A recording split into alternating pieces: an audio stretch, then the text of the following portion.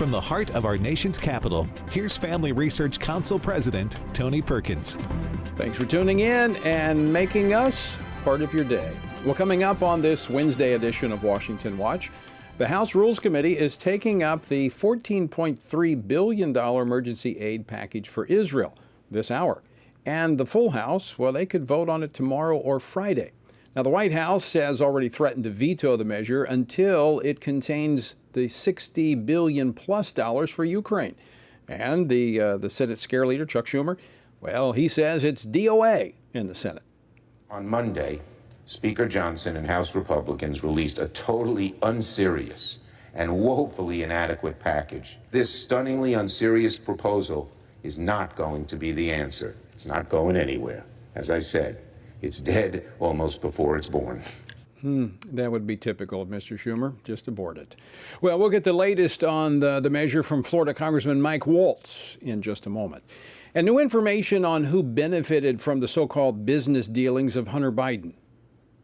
Not only did he lie about his son Hunter making money in China, but it also turns out that $40,000 in laundered China money landed in Joe Biden's bank account in the form of a personal check. And the Oversight Committee has it. That's a lot of fortune cookies. That was James Comer, chairman of the House Oversight and Accountability Committee. He made that statement earlier today, and he joins us later with more. And yesterday, before the Senate Homeland Security Committee, Utah Senator Mitt Romney asked this question of FBI Director Christopher Wray. What proportion of these hate crimes has been directed towards Muslims, for instance? If 60% were towards Jews, what percent towards Muslims? I don't have that percentage, but it's obviously quite a bit smaller than 60% by definition. That's interesting. If that's the case, why does the Biden administration keep using the both sides language, like the problem is equal? I mean, here's what's happening. In an effort to appease the left, President Biden has announced an effort to address Islamophobia in the country as it has anti-Semitism. Well, here's a question. Is that based on a security problem or a political problem? We'll talk with Texas Congressman Randy Weber a little later on Washington Watch. And speaking of Homeland Security, who's coming across our southern border? The odds that terrorists are coming across our southern border into the United States are increasing on an hour-by-hour basis. Afghanistan, Lebanon, Somalia, Russia, more than 500 crossed here from those countries last month. People there, they hate us. So we should be prepared that they could attack us from within. That was Montana Senator Steve Daines. He also joins us later on this edition of Washington Watch. And here's something of note. The Washington Post is examining the surge of homeschooling across the country. Now, according to the Washington Post and their research, the number of homeschool students rose 51% between 2017 and 2023. Now, what's their interest in homeschooling? Well, that's what I'm going to talk about with FRC's Meg Kilgannon a little later on Washington Watch.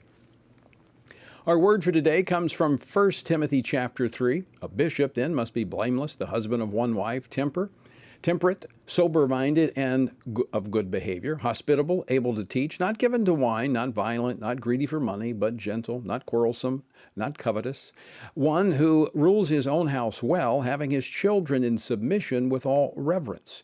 For if a man does not know how to rule his own house, how will he take care of the church of God? Now, this qualification is actually the one that's most readily seen and the most often ignored.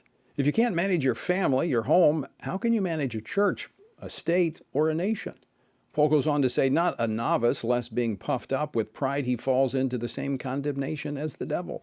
You see, maturity is important.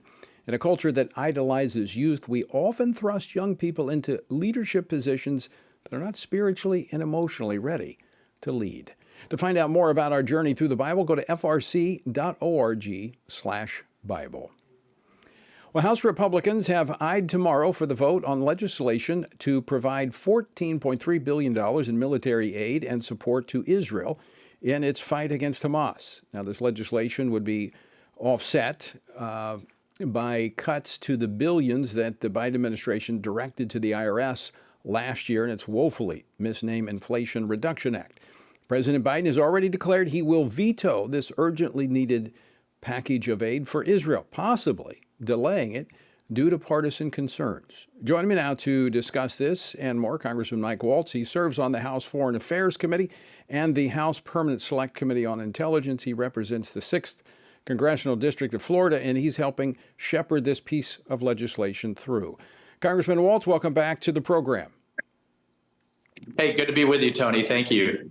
I was just before coming into the studio, I was talking with the majority leader, and he says there's broad support across the conference and possibly even Democratic support for this bill once it hits the floor. What's your take?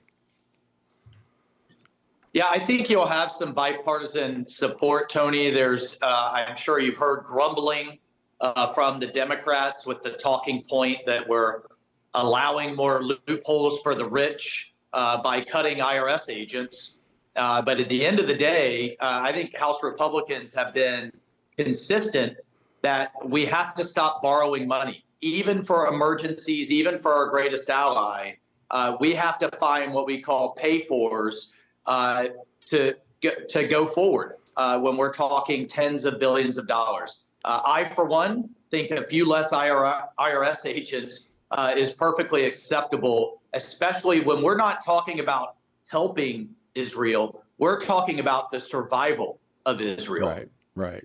And look, I mean, I think those that want to vote against this are going to vote for terrorists that are fighting against Israel, and it's going to be a vote for those who want to terrorize the American people through the IRS. So, I mean, I guess they can have yeah, fair. Yeah, that's a great point. But, you know, I think you're going to have others that, frankly, are sympathetic to terrorism, sympathetic to Hamas, and they're going to use the IRS excuse for their vote against it. And that's a shame, but we know who they are. We'll call them out. And at the end of the day, this is about standing strong for good versus evil. And there's very little in between. There's another principle here that you've articulated, and I've heard this. Well, this is setting a precedent. We don't want to set this type of a precedent for emergency spending. Well, we're $33 trillion in debt. At some point in time, we have to say we can't have everything. We can't do everything. So I think now is a good time to set a precedent. No, I think you're right. And there's another precedent that I would point to for those critics. And that was 20 years of the wars in Iraq and Afghanistan that was called GWAT funding, or Global War on Terrorism funding. And then they changed it to contingency funding. But either way, it was completely off the books, non-budgeted, borrowed money to the tune of hundreds of billions of dollars. And we are certainly slipping into that category when it comes to Ukraine. We have that funding that the president has sent to us. And he's basically saying, give me that blank check, give me that $60 billion, when he is the one, Biden is the one that has slow rolled and dithered us into a stalemate in Ukraine, has no clear end state, no strategy to achieve it. Look, I firmly believe we need to stop Putin, but we also need a strategy for the long term. And you can't just keep saying, give me more, more, more, and trust me. You know, especially when it's this administration, I don't trust them as far as I could throw them. And when their energy policy has Russia and Putin's coffers full because of the high price of oil, because of their obsession with climate, we're literally spending against ourselves. So we're going to ask a lot of tough questions when it comes to Ukraine. But I do think we'll get Israel out today and tomorrow. Congressman Waltz, retired Army colonel, you and I have actually talked about this privately about Ukraine. And as you just articulated, it's not an issue of whether or not we should support Ukraine against Putin. It's what are we doing with this money? There's no accountability. There's no plan. And I think after spending $75 billion and a request now for another $60+ billion, isn't it time they tell us what they're going to do with it? What does success look like in line with our interests? Is it the pre-invasion line? Is it all of the Donbass? Is it all of Crimea? You know, what is it? How long is it going to take? What's it going to cost? What are those funds buying? Biden is still withholding things that the Ukrainians, if they had had him in the very beginning, this thing probably would have been over by now. So, yeah, we're going to ask those tough questions. And then on top of that, Europe needs to step up. And I will continue to point out to all of my colleagues and the administration, Germany just formally backed away from its 2% of GDP defense commitment in its parliament last month. And I am sick and tired of the U.S. taxpayer subsidizing European social programs. They need to step up and pay for their own defense. You know, this brings up another question that I didn't think we were going to discuss. But when we're talking about Israel, we have Turkey saying that they may engage in Gaza. I mean, that's a NATO ally. I mean, we've had issues with Turkey. Is it time we reevaluate that alliance? Well, yeah, I think it is under constant evaluation, Tony. I don't want to lose Turkey. I mean, they're the largest land army in NATO. This is an Erdogan problem, not necessarily a Turkey problem. And I think there are things to do that we can do to leverage him in the right direction. But I think even taking a step back further, we need to be taking a hard look at all of the enablers of Hamas. They need to be the ones taking on Palestinian refugees. We need to hold them at risk for their support to Hamas. And then finally, when there's a lot of people asking about what happens after Hamas is destroyed, who's going to do the rebuilding, we need to be looking at Turkey, at Qatar, and others. And oh, by the way, we have to shut off the money flowing into Iran. Otherwise, we'll just be mowing the grass. And those terrorists will grow back again as long as Iran is flush with cash. So my whole point with this supplemental is there's a lot of policy problems, whether it's Iran or border or Ukraine. And I, for one, am not for just throwing the taxpayer dollars at bad policy from this administration. Final question for you, Congressman Mike Waltz. Does the House hold the line on the separation of the funding bills? So if the Senate rejects it, sends it back, does the House hold the line in funding Israel and Ukraine separately? Oh, absolutely. Because, again, the border that's not a money problem. That's a policy problem. We know that from the last administration's policies. I just outlined the problems with the lack of strategy in Ukraine. And in Gaza, it's an Iran policy problem. They are absolutely flush with cash and foreign currency reserves. That's what has to shift. And if we have to use this time and this moment to drive the administration to better policy, that's absolutely what we should do. All right. Congressman Mike Waltz, always great to see you. Thanks so much for joining us today. All right. Thank you, Tony. All right. All right, coming up next, the Biden administration announcing today that they're working on anti-Islamophobia programs. Now, they're doing this when the problem on college campuses in major cities across America is anti-Semitism. So is this based upon a real problem, or is it based upon politics? We're going to talk about that next. Congressman Randy Weber of Texas joins us. Don't go away. A lot more Washington Watch still to come on this Wednesday afternoon.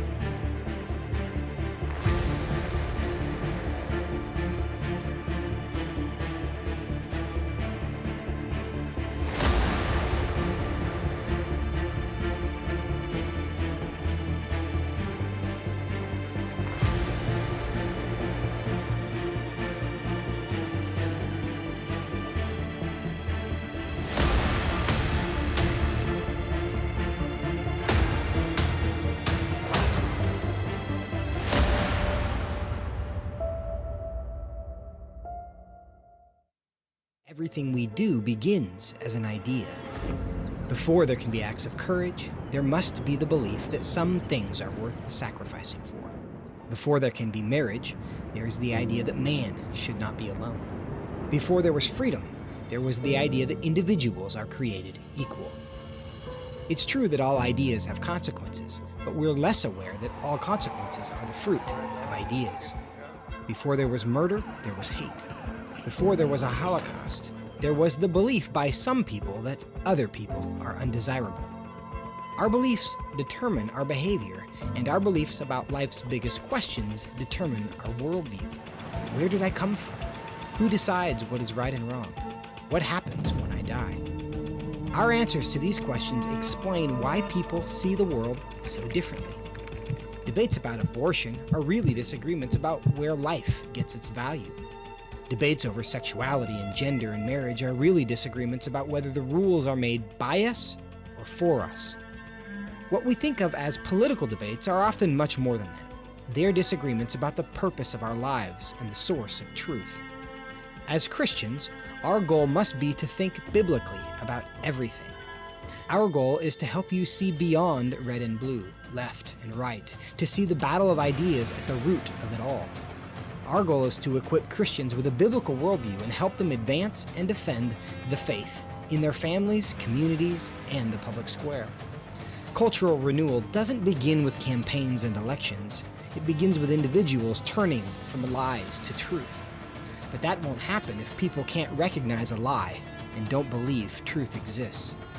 We want to help you see the spiritual war behind the political war, the truth claims behind the press release, and the forest from the trees.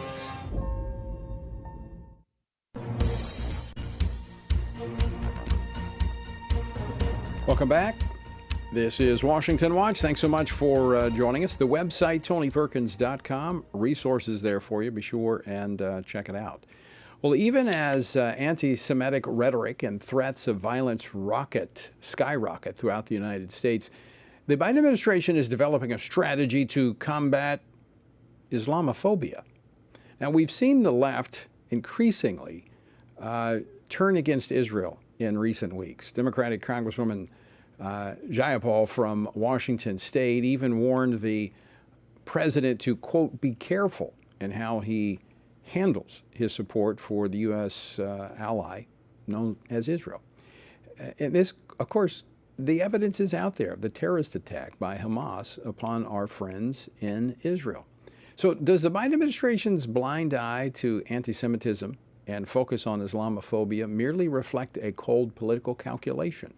Join me now to discuss this, Congressman Randy Weber. He serves on the House Committee on Energy and Commerce and the House Committee on Science, Space, and Technology, represents the 14th Congressional District of Texas. Congressman Weber, welcome back to the program. Great to see you. Thank you, Tony. It's good to be here.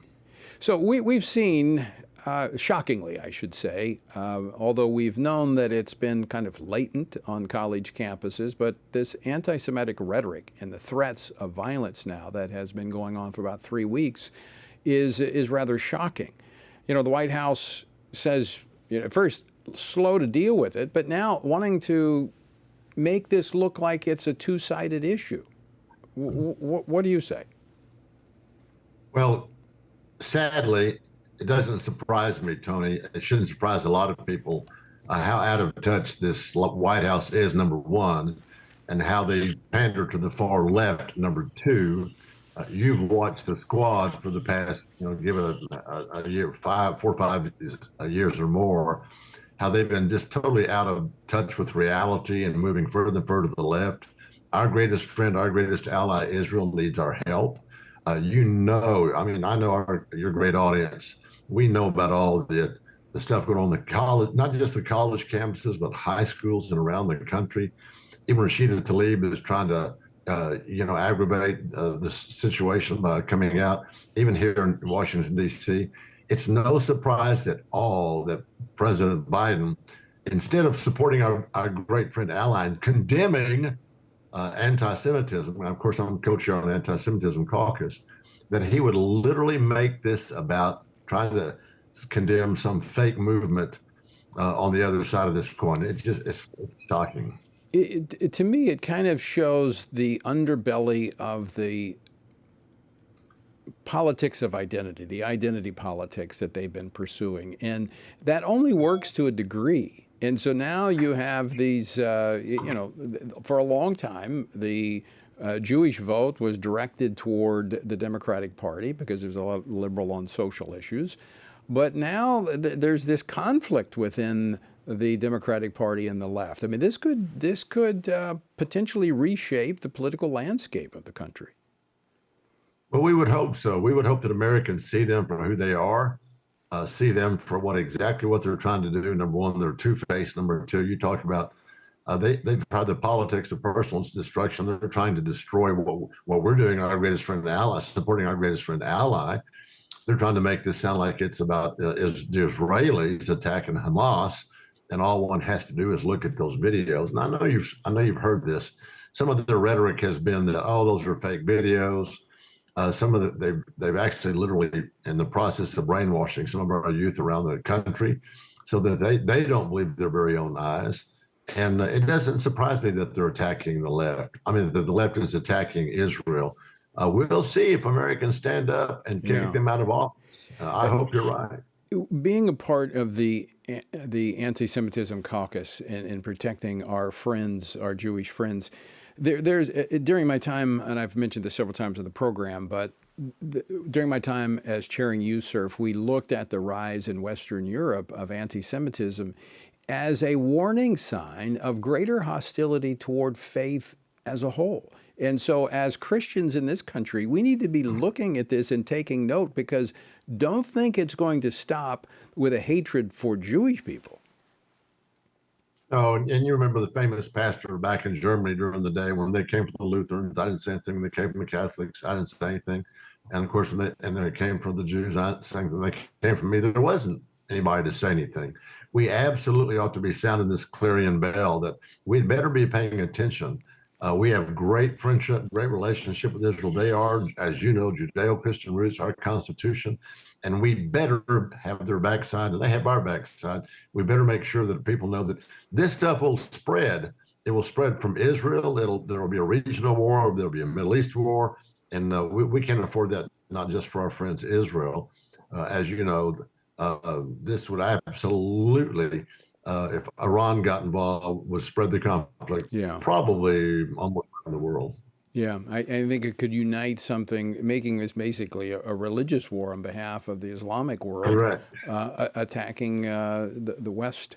Congressman Randy Weber, always great to see you. Thanks so much for joining us today. Thank you, Tony. Appreciate it. All right, Congressman Randy Weber of Texas. Just want to reemphasize this point. First off, as Christians, we need to be praying for the peace of Israel, Jerusalem. We need to be praying for that country. And I'm praying for the innocent people in Gaza as well. There are innocent people there that are being used as human shields by Hamas. And so we should pray for them. We need to pray that this conflict is resolved in the right way, so that it's not just kept at a level where it's simmering, ready to boil over at any moment. We need to allow the Israeli people to protect themselves. And that's something we've talked about here repeatedly. But here at home, we need to call out evil for what it is. And what we see happening on college campuses should have warning lights going off on the dashboard of America. This hostility, where we're seeing Jewish students and individuals chased, jumped on, beaten, this should not happen. It shouldn't happen to anybody. But this shows us we've got a serious problem in this country, a lot of it connected to our institutions of education. And we're going to be talking about that next. Meg Kilgannon joins me to talk about the Washington Post tracking a significant rise in homeschooling. Why are more parents homeschooling? We're going to talk about that. And then also, why is the Washington Post tracking homeschooling? We're going to talk about that as well. Still to come, we're going to talk to James Comer, chairman of the Oversight and Accountability Committee, about money going into President Biden's bank account. Don't go away. We're back with more after this.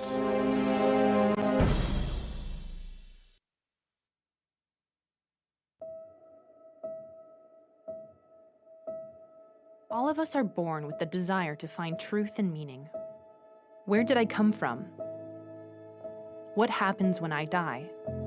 While our answers to these questions may divide us, we are united in our need for the freedom to answer life's biggest questions and make life's biggest decisions for ourselves. That's why religious freedom matters for everyone. Religious freedom matters because the powerful have long wanted to control those who are less powerful. Religious freedom matters because the freedom of those who are different is often threatened by those who believe different is dangerous. Leah Sheribu, a Christian teenager in Nigeria, remains a captive of Boko Haram for her refusal to renounce her Christian faith. Chinese pastor Wang Yi is serving a 9-year sentence for speaking publicly against the Chinese government. In Pakistan, Asif Pervez is on death row for allegedly sending a blasphemous text message.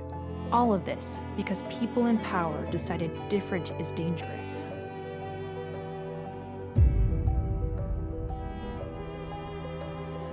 At the Center for Religious Liberty at Family Research Council, we promote religious freedom for everyone because the only alternative is religious freedom for no one. We encourage Americans and the American government to engage and advocate for the persecuted, and they do. We work every day to bring good news to the afflicted, to proclaim liberty to captives and freedom to prisoners. We do it because that's what Jesus does. We work to give freedom to others because we ourselves have been set free.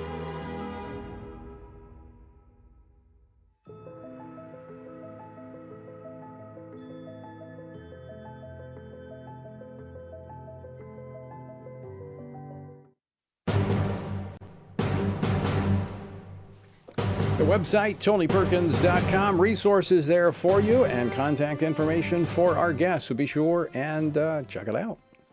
Well, across the U.S., we've seen a dramatic rise in homeschooling in recent years. This growth kicked off during the COVID pandemic and has continued even after public schools finally reopened, making homeschooling America's fastest growing form of education.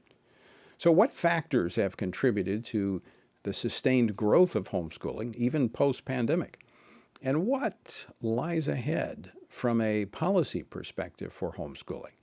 I think there's some minefields ahead. I think that's why Washington Post and others are focusing on it.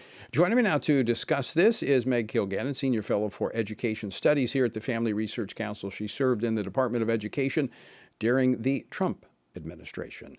Meg, welcome back to Washington Watch. Thanks for having me, Tony. It's great to be here.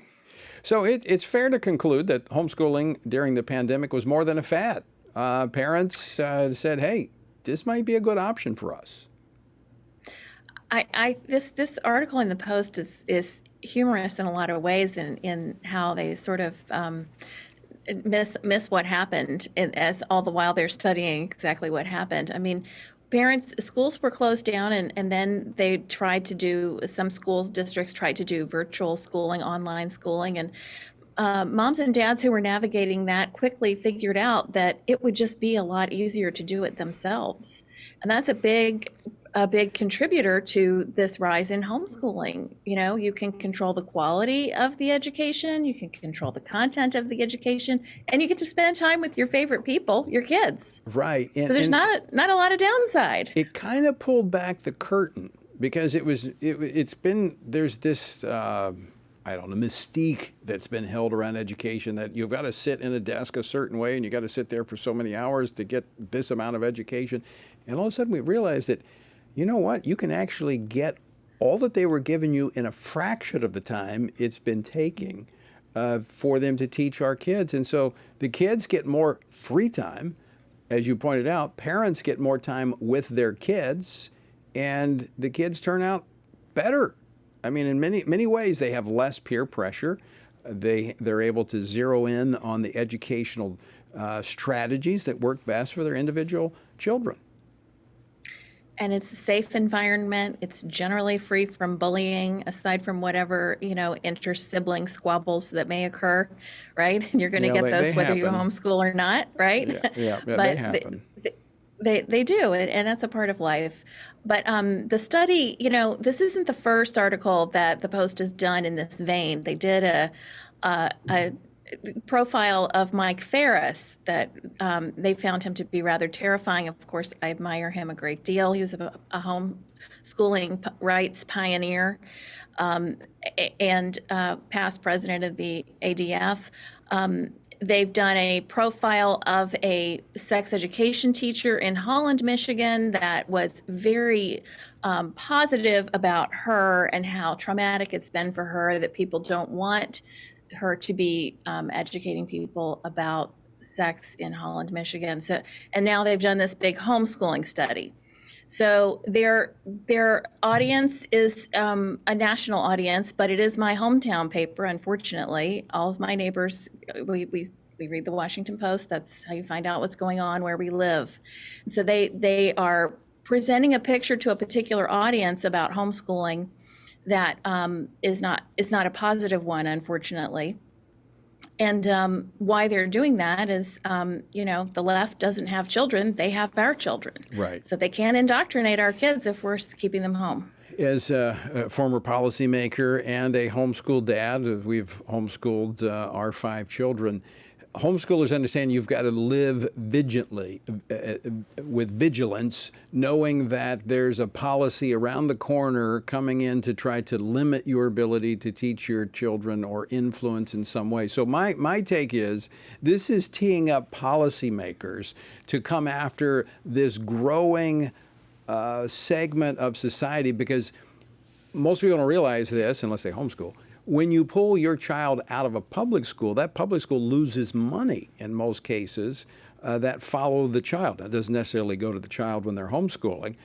So the educational establishment, for the most part, despises homeschooling.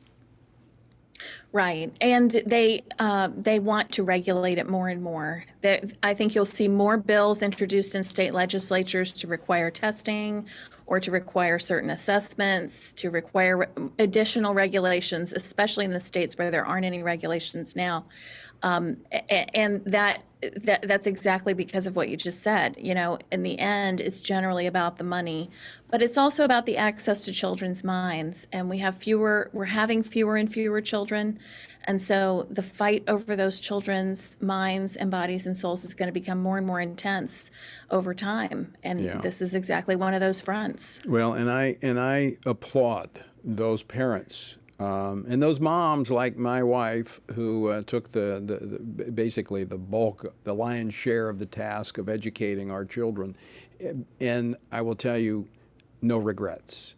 No regrets of educating your own children, instilling, sharing your values with them, and preparing them to not just compete in the workforce, but to be able to survive and thrive in a culture that's growing increasingly hostile to faith and values. Meg Kilgannon, always great to see you. Thanks so much for joining us today.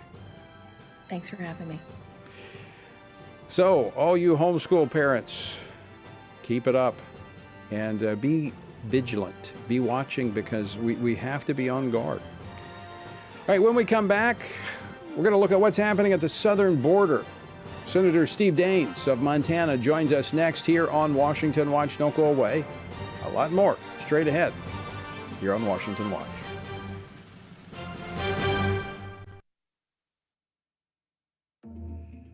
The world is hurting. Streets are filled with crime. Families are broken. Sin is celebrated, and God is mocked. Everywhere we look, the wages of our sin are on full display. As Christians, we know that surrender to God's will is the solution to our biggest problems, but not everyone agrees. Even in church, we hear people say the most important thing is to be tolerant, that we shouldn't impose our morality on other people, and that loving our neighbor means celebrating what they do. But you can't do that. It's not that you don't love your neighbor, you do, but you care about God's opinion more than your neighbor's opinion, and this makes you different. In fact, sometimes it makes you feel alone, like you're the only one. But there is good news. You are not alone, not even close. Research has found that there are 59 million American adults who are a lot like you. There are millions of people around the country who are born again, deeply committed to practicing their faith, and believe the Bible is the reliable Word of God. But that's not all. They're also engaged in our government. They're voters. They're more likely to be involved in their community, and they're making a difference in elections. The problem is that a lot of them feel alone too. We want to change that. FRC wants to connect these 59 million Americans to speak the truth together, no matter the cost. If you want to learn more about this group and what it means to be a spiritually active, governance-engaged conservative, or if you want to find out if you are one of these SageCons yourself, go to frc.org/SageCon and take the quiz to find out. The world is hurting, and we have the solution. We can't do it alone, but we can do it if we work together. That's what we're working toward every day. Join us. Go to frc.org/SAGECON, SageCon, to learn more. That's SAGECON, SageCon, to learn more. I'm often asked by people, Tony, how do you stay encouraged? How do you deal with all of the stuff in Washington, D.C., the negative policies that are attacking our faith, our family, and our freedoms? Well, you want me to let you in on the secret? It's called the Word of God. And that is why the Family Research Council embarked on Stand on the Word, a 2-year journey through the Bible. It's a chronological Bible reading plan with just 10 to 15 minutes a day. In 2 years, you will have covered the entire Bible. And to go along with this, Monday through Friday, I do a morning devotional that goes along with the reading of the day. It's all designed to encourage you on this journey because the Word of God, as the psalmist said, in my affliction, here's my comfort. Your Word gives me life. That is our source of strength. To find out more, go to tonyperkins.com or frc.org/Bible. And I invite you to join me every morning for our Stand on the Word Bible devotion.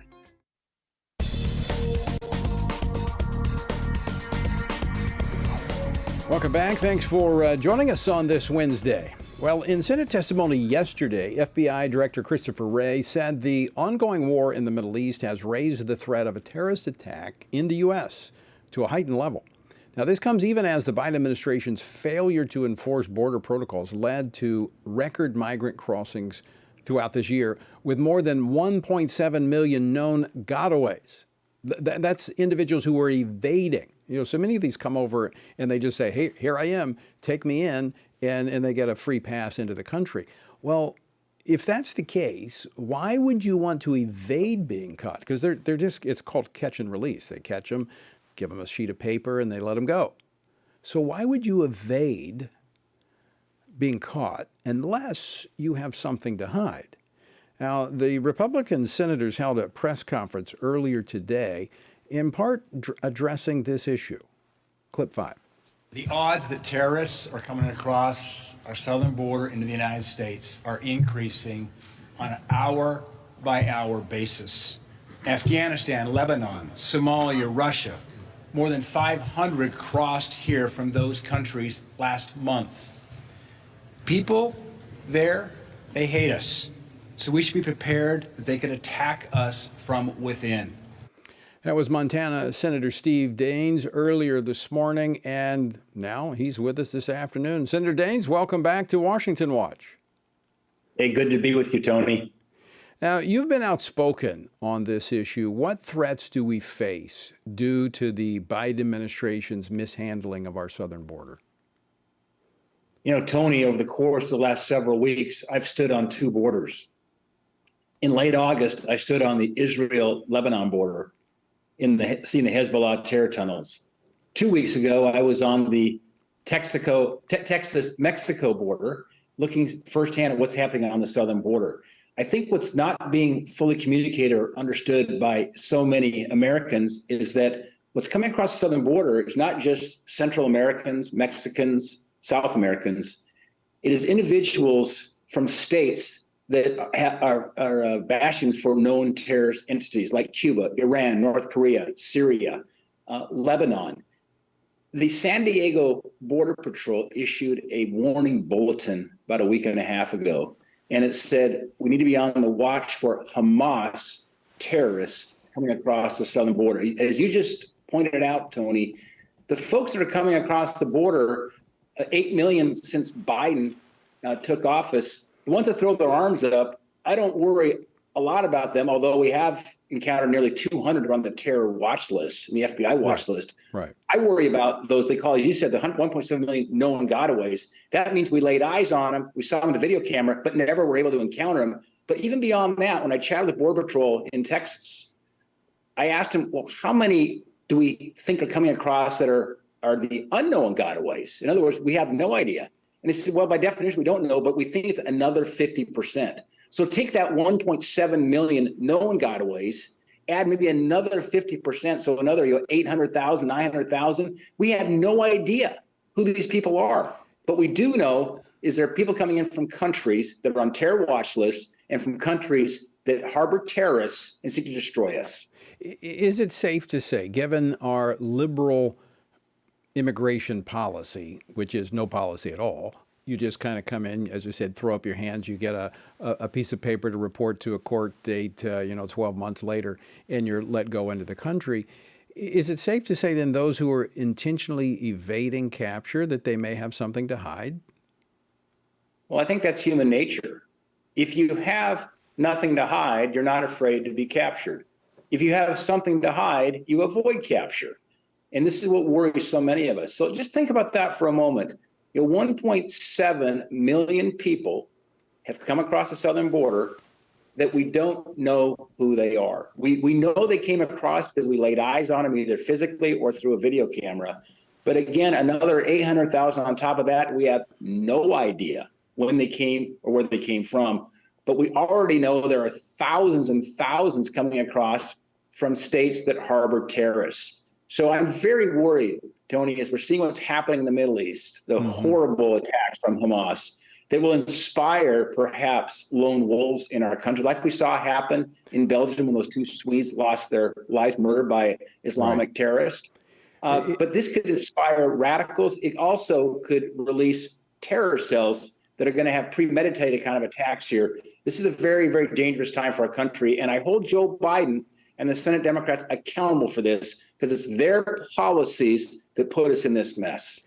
I think the probability of something more than just lone wolf action is quite significant when you consider the number of people who have come across the border and the cell groups, the terrorist cell groups that could have been assembled here in this country. I want to go back to Israel. I've been to the northern border there with Lebanon. I've been to the southern border there on Gaza, and I've seen the elaborate security that the Israelis have. But even then, with the elaborate security, the balloons monitoring, the walls, the fences, all of that, that was still breached. And given the fact that they put so much effort into it, but still were at risk, what does that tell us about our condition? Well, it's concerning, Tony. And some of the most important intelligence when you're working with less sophisticated terror organizations is human intelligence. That's probably one of the failures that happened in Gaza, was a breach in human intelligence. But I'll tell you, when I saw those Hezbollah terror tunnels just that last week of August, I was the last senator to meet with Bibi Netanyahu in Jerusalem prior to the October 7th attacks. And what did I talk with Bibi there? It was Iran, it was Hamas, it was Hezbollah. In those Hezbollah tunnels, spray painted on the inside, saw it with my own eyes, it says, "On our way to Jerusalem." It's written in Arabic, "On our way to Jerusalem." Look, this is premeditated planning. They were hoping to have thousands of Hezbollah terrorists come through these tunnels with a northern invasion. We're very concerned about that northern border escalating, because Hamas is kind of the junior varsity as it relates to a terror organization in Gaza. Hezbollah would be a Division I team, and they have 150,000 rockets pointed at Israel in southern Lebanon, embedded in hospitals, in mosques, in schools, using human shields. Of course, terrorists value death. They aspire to death. The Israelis protect life And this is one of the challenges they face right now with this current terror threat. So, quickly on these tunnels that were uncovered there in the north, was it suspected that those were going to be used for a coordinated attack from the north based upon what Hamas was doing on the south? Yes. Thankfully, the Israelis discovered these tunnels. These tunnels started construction back in 2014, 9 years ago. I mean, it was very archaic technology used to get through these sandstone hills in Lebanon that border Israel. But I was able to descend with an IDF soldier there just 7 weeks ago, down 80 feet below the surface of the ground, and then across until they filled it with concrete once the Israelis got onto what the Hezbollah was doing. But this is just it's a tinderbox right now, Tony, and this is why we've got to hold Iran accountable for it. This is why we need moral clarity from President Biden and leaders in Washington to, one, unequivocally stand with Israel, unequivocally let Israel do what it has to do to protect itself. That's going to be a long, drawn-out war going into Gaza to eradicate Hamas. But if the Iranians decide to signal to Hezbollah to end the conflict from the north, then it's erupting into something else. It's very concerning because it starts to overwhelm capabilities there in Israel with that some 150,000 rockets pointed from Lebanon. Yeah, we cannot handcuff them. We have to let them take care of their security there in Israel. Senator Steve Daines, always great to see you. Thanks so much for taking time to join us today. Thanks, Tony. All right, Senator Steve Daines of Montana. I mean, you heard what he said. Those tunnels were being planned all the way back from 2014. This thing is well planned, and interesting that coordinated attack, both entities getting funding and support from Iran, both Hezbollah and Hamas. Well, according to a report distributed today by the House Oversight and Accountability Committee, President Joe Biden back in 2017 received $40,000 that can be traced to a Chinese energy company linked to the Chinese Communist Party. The transaction, which also involved the president's brother and his son Hunter, stemmed from the same business deal in which Joe Biden, or what's referred to by others as the big guy, was slated to receive a 10% cut on the action. Now, the allegations contradict the then presidential candidate Biden's 2020 campaign claims that he had no business dealings with his son or his brother. And they raise questions whether his administration has compromised their ability to confront China's communist regime. Joining me now to discuss this and more is Congressman James Comer. He's the chairman of the House Oversight and Accountability Committee. He represents the 1st Congressional District of the Bluegrass State of Kentucky.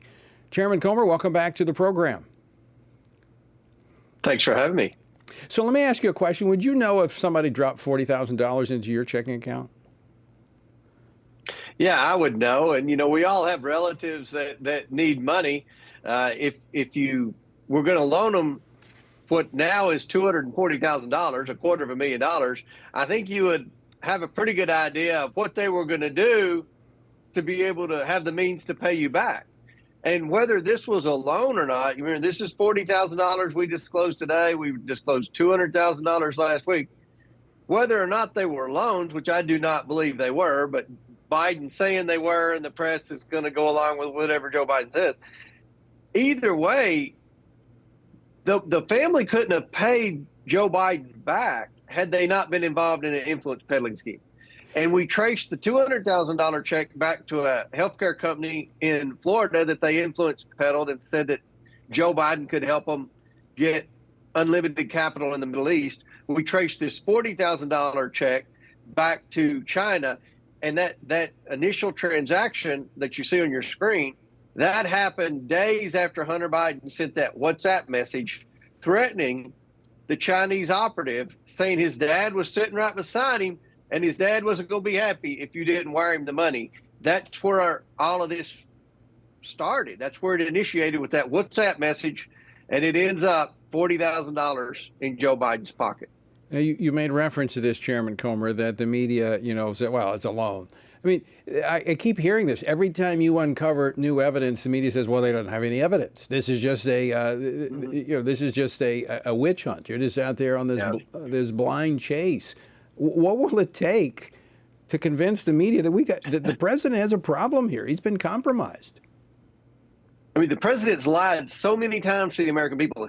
He acted like the laptop wasn't his son's, like it was Russian disinformation. He said his family never took money from China. He said that none of the money that his family received ever happened while he was vice president. He said he never met with or spoke to any of these people who sent his family money. And what we found in 7 short months is every one of those statements were lies. And with this money here, I mean, this shows that Joe Biden benefited from his family's shady financial shakedowns of foreign nationals. I mean, whether it was a loan or not doesn't matter. Again, I don't believe it was, but either Joe Biden was paid $240,000 in a kickback, or he didn't lose $240,000 that he loaned to his brother. Either way, he's $250,000 better off because of the influence peddling scheme. So Joe Biden did know what his family was doing. He knew they were selling the Biden brand, that they were selling access, and every American should be concerned, not just because that's public corruption, but because all the countries that sent money to the Bidens are our biggest enemies around the world. And this would lead to the question whether or not Joe Biden is in fact compromised. So let's talk about what we do know and what the American people can know with certainty. And you've already pointed to that, because the president repeatedly, going all the way back to the campaign, said he had nothing to do with it, knew nothing about his son's business deals. All of these things, all of these statements that he's made have been proven to be blatantly false. So we can say with confidence the president has lied, can we not? Yes. Yes, he's lied multiple times. I mean, multiple times about his knowledge and about his involvement of his family's corrupt, shady business dealings. And we're finding evidence that he's met with every one of these people, even the healthcare company that he was a part of that $200,000 check last week that we found. He had met with those executives. So he knew his brother went to him and said, if you hire me, if you pay me money, then my brother can help you get money out of the Middle East. I mean, the Middle East, for goodness sake. So, we've got a situation here where this president hasn't been dishonest, hasn't been honest with the American people. And the media continues to turn a blind eye. And to have oversight and accountability, the media has to play a role in this. And it's just like pulling teeth to get the media to cover this. Remember, they said a month ago, they said, well, Comer's not going to be successful unless he can find that money actually went to Joe Biden. Well, we found that. 2 different checks. And now they're saying, well, what we meant to say was money that went to Joe Biden while he was vice president. And I mean, they continue to move the goalposts, but I think every American's keeping up with this, and they know that this is public corruption. Yeah. I mean, it looks like a rat, smells like a rat. I think it's a rat. Chairman Comer, thanks for joining us. We're out of time. Always great to talk to you. We're going to keep tracking this and get you back on when you find that next check. So maybe next week. All right. We're still looking. Yeah, we're following the money. All right. Good to see you. Chairman Comer, wow, I tell you, the media is something. All right, folks, we're out of time for today. Thanks so much for joining us. Until next time, I leave you once again with the encouraging words of the Apostle Paul found in Ephesians 6, where he says, when you've done everything you can do, when you've prayed, when you've prepared, and when you've taken your stand, by all means, keep standing.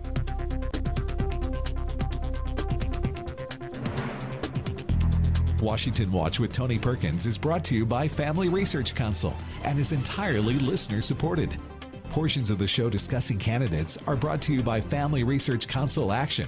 For more information on anything you've heard today, or to find out how you can partner with us in our ongoing efforts to promote faith, family, and freedom, visit TonyPerkins.com. Also, to leave a comment about Washington Watch, call our watch line at 1-866-372-7234. That's 1-866-372-7234.